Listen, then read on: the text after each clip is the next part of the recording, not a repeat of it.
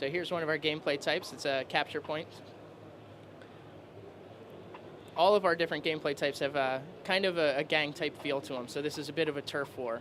It's one of our larger instances. This is designed for 8 versus 8 combat. We could have gone bigger, but bigger doesn't always mean better. We really wanted to focus on having like a tactical shooter where you can communicate via voice chat and you're not being drowned out by 32 other players. It's more about how you work as a team and how you kind of coordinate through the map. You're allowed to bring 3 different types of weapons into each map. So you have to choose which ones you want to bring. There's primary weapons, which we're calling skill-based weapons, which require a certain particular skill to bring in. There's secondary weapons, which are more general use, like assault rifles. And then there's a sidearm, which is a pistol or a submachine gun.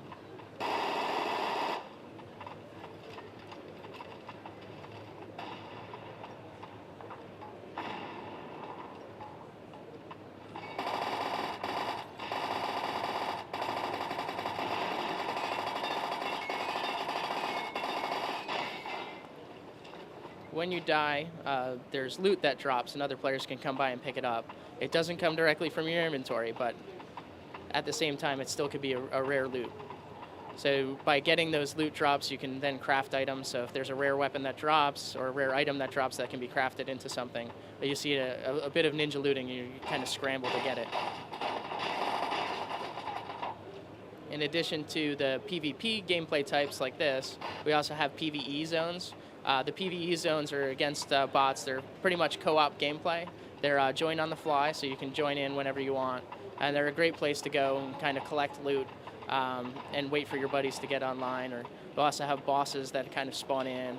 So there's a lot of things that we're borrowing, again, from the MMO genre on really cool things that you can do without having to get a lot of people. So this is one of the capture points. It's red when it belongs to the enemy and then turns to green. The more people you have in the capture point, the faster it gets captured.